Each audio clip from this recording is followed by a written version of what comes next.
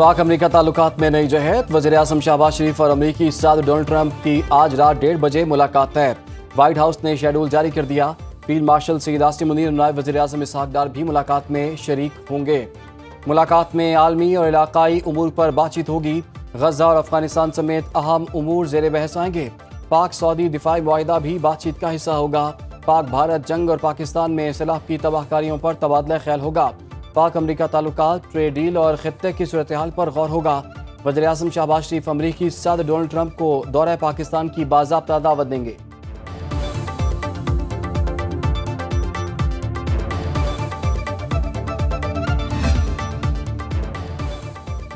मार्का हक में पाकिस्तान ने अजीम फतह हासिल की। पाकिस्तान की असली क़ुव्वत को पूरी दुनिया ने देखा। वज़ीर-ए-आज़म शहबाज शरीफ कहते हैं कि फील्ड मार्शल आसिम मुनीर ने दुनिया को दिखाया जंगें किस तरह लड़ी जाती हैं। पाक फौज ने भारत का घमंड खाक में मिला दिया। अक़वाम मुत्तहिदा जनरल असम्बली इजलास में तमाम इशूज़ पर बात करूंगा। सदर ट्रंप से मुस्लिम ममालिक के रहनुमाओं की मुलाकात का अगला मरहला अमल दरामद का है। वज़ीर-ए-आज़म ने न्यूयॉर्क में स्पेशल क्लाइमेट इवेंट से खिताब में कहा कि माहौलियाती तबाही का बोझ हम उठा रहे हैं, कसूर बड़े ममालिक का है। पाकिस्तान का आलमी ग्रीन हाउस गैसों के इखराज में हिस्सा न होने के बराबर है।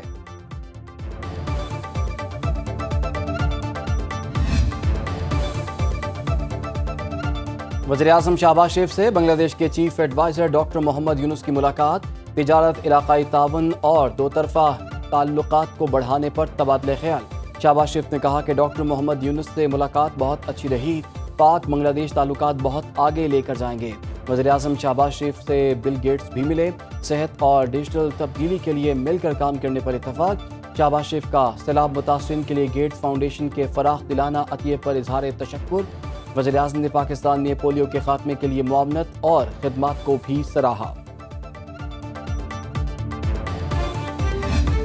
सर्कुलर डेट तमाम हमारे जो वसाइल जो है उनको वो निगल रहा था और वो फैलता जा रहा था।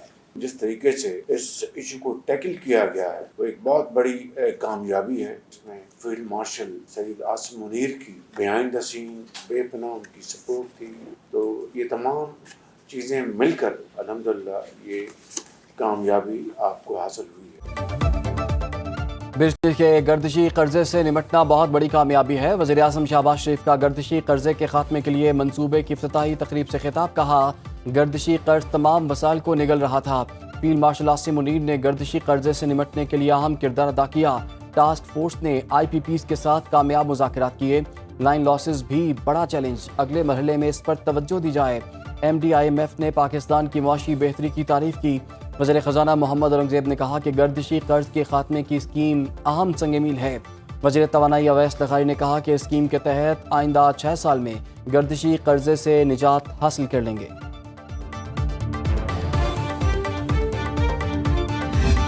बड़ा सिंपलिस्टिक सोल्यूशन ढूंढा है कि BISP के जरिए 5-5, 10-10 हज़ार रुपया लोगों को दे दो। 5-5 जिसका लाखों का नुकसान हो गया, जिनके घर गिर गए, जिनके 5-5 लाख के मवेशियों का नुकसान हो गया, जिनकी फसलों का नुकसान हो गया, वो बेचारे 10-15 हज़ार रुपए से क्या करेंगे। पीपल्स पार्टी ने पंजाब में सैलाब पर सियासत की। सिंध में कोई आफत आती है तो पंजाब साथ खड़ा होता है। सदर आसिफ जरदारी मेरे बुजुर्ग और बिलावल भुट्टो छोटे भाई हैं। बिलावल अपने तर्जुमानों को समझाएं, सिंध की हालत पर बात नहीं करना चाहती। वजीर आला पंजाब मरियम नवाज का डेरा गाजी खान में इलेक्ट्रिक बस मंसूबे की इफ्तिताही तकरीब से धुआंधार खिताब। कहा, BISP के जरिए सैलाब ज़दगान की 5-5, 10-10 हज़ार इमदाद से कुछ नहीं बनेगा। लोगों का लाखों रुपए का नुकसान हुआ है। अपने मशवरे अपने पास रखें, पंजाब खुद सब कुछ मैनेज कर लेगा। अभी तक दुनिया से 1 रुपया मांगा है, ना लिया। मुझे किसी इमदाद की जरूरत नहीं। हम अपने वसाइल से सैलाब मुतासरीन की बहाली का काम मुकम्मल कर सकते हैं। जनूबी पंजाब की बात करने वालों ने यहाँ धेले का काम नहीं किया। नवाज शरीफ ने यहाँ रिकॉर्ड तरक्याती मंसूबे मुकम्मल किए। मरियम नवाज का हर माह जनूबी पंजाब का दौरा करने का ऐलान। बेनज़ीर इनकम सपोर्ट प्रोग्राम वो वाहिद तरीक़ेकार है कि वफाकी हुकूमत लोगों को फौरी तौर पर रिलीफ पहुँचा सके। कोविड के पैंडेमिक के दौरान हमने यही काम किया। मैं पूछना चाहूँगा कि जनूबी पंजाब के अवाम का कसूर क्या है कि जब उनके यहाँ तारीखी तबाहकुन सैलाब आए, क्या हम अपने अना की वजह से या पता नहीं क्यों ये फैसला किया गया है। उनको अपना पॉलिसी पे नजरसानी करना चाहिए। بلاول بھٹو کا پھر بے نظیر انکم سپورٹ کے تحت سیلاب زدگان کی مدد پر زور. چیئرمین پیپلز پارٹی کی نیوز کانفرنس. کہا الیکشن سے پہلے نون لیگ بے نظیر انکم سپورٹ پروگرام کی اونرشپ لے رہی تھی. نون لیگ نے پالیسی پر یو ٹرن لیا ہے تو وضاحت انہیں خود دینا ہوگی. جنوبی پنجاب کے لوگوں کا کیا قصور ہے, انہیں امداد نہیں مل رہی. سیلاب سے فوڈ سیکیورٹی بحران کا خدشہ ہے. حکومت گندم درآمد کرنے کی بجائے اپنے کسان کو ریلیف دے. سندھ حکومت بے نظیر ہاری کارڈ سے چھوٹے زمینداروں کو سپورٹ کرے گی. نئے NFC ایوارڈ سے صوبوں کو مزید حصہ ملنا چاہیے. سیلز ٹیکس صوبائی حکومتوں کے حوالے کیا جائے. بھارت پاکستان میں دہشت گردی کرا رہا ہے. کالعدم تنظیموں کو بھارت سے فنڈنگ ہو رہی ہے. اسرائیل کا ساتھ دینے والے ممالک کو اپنی پالیسی پر نظر ثانی کرنی چاہیے.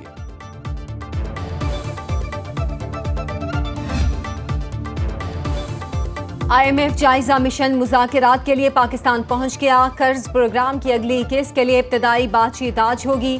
IMF وفد آج اسٹیٹ بینک, وزارت خزانہ اور FPR حکام سے ملے گا. فریقین میں باقاعدہ مذاکرات 29 ستمبر سے ہوں گے. IMF وفد پاکستان میں 2 ہفتے قیام کرے گا. تکنیکی مذاکرات میں مختلف شعبوں کی کارکردگی کا جائزہ لیا جائے گا. پالیسی سطح کے مذاکرات میں IMF کی طرف سے نئے اہداف اور شرائط طے ہوں گی. دوسرا کامیاب جائزہ مکمل ہونے پر $7 ارب میں سے $1 ارب کی اگلی قسط ملے گی. پاکستان 30 جون 2025 تک کے بیشتر اہداف حاصل کر چکا ہے. ورلڈ بینک کی کنٹری ڈائریکٹر بولورما ایمنگا بازر کی سینئر وزیر پنجاب مریم اورنگزیب سے ملاقات. سیلاب سے متاثرہ علاقوں کی بحالی میں تعاون پر اتفاق. پاکستان اور عرب ممالک کا غزہ میں انسانی علمیہ پر شدید تشویش کا اظہار. امریکہ اور اسلامی ممالک کے رہنماؤں کے اجلاس کا اعلامیہ جاری. اجلاس کی میزبانی امریکی صدر ڈونلڈ ٹرمپ اور امیر قطر شیخ تمیم بن حمد الثانی نے کی. اسلامی ممالک نے جبری نقل مکانی کے خلاف مشترکہ موقف دہرایا. فلسطینیوں کی واپسی اور غزہ میں فوری جنگ بندی کا مطالبہ.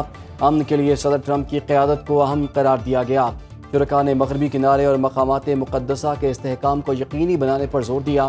امریکہ کے خصوصی ایلچی اسٹیو وٹکاف کا کہنا ہے کہ امریکی صدر نے غزہ میں امن کے لیے 21 نکاتی پلان مسلم رہنماؤں کو پیش کر دیا.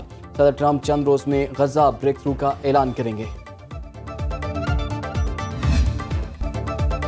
مصنوعی ذہانت کی وجہ سے آئندہ کی جنگیں زیادہ خطرناک ہو سکتی ہیں. وزیر دفاع خواجہ آصف کا سلامتی کونسل میں AI کانفرنس سے خطاب. کہا مصنوعی ذہانت پر مبنی کمانڈ اینڈ کنٹرول سسٹم سے بڑھتی ہوئی عسکری تشکیل سنگین خطرہ ہے.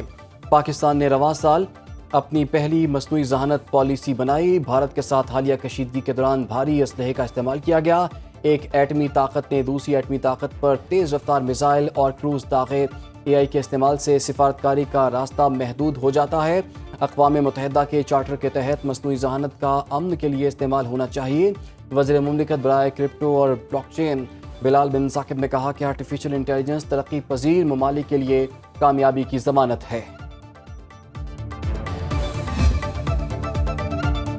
اوورسیز پاکستانیوں کو FPR میں فائلر تسلیم کیا جائے گا. بیرون ملک مقیم پاکستانیوں کے بچوں کے لیے جامعات اور میڈیکل کالجز میں کوٹا رکھا گیا ہے.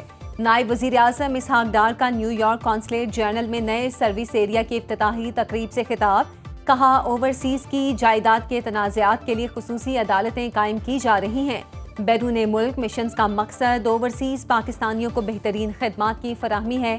اسحاق ڈار سے بحرین کے وزیر خارجہ ڈاکٹر عبداللطیف بن راشد الزایانی کی ملاقات. دونوں رہنماؤں کا باہمی دلچسپی کے 2 طرفہ تعلقات مزید مضبوط بنانے پر اتفاق. غزہ میں فوری جنگ بندی اور انسانی امداد کی بحالی پر زور.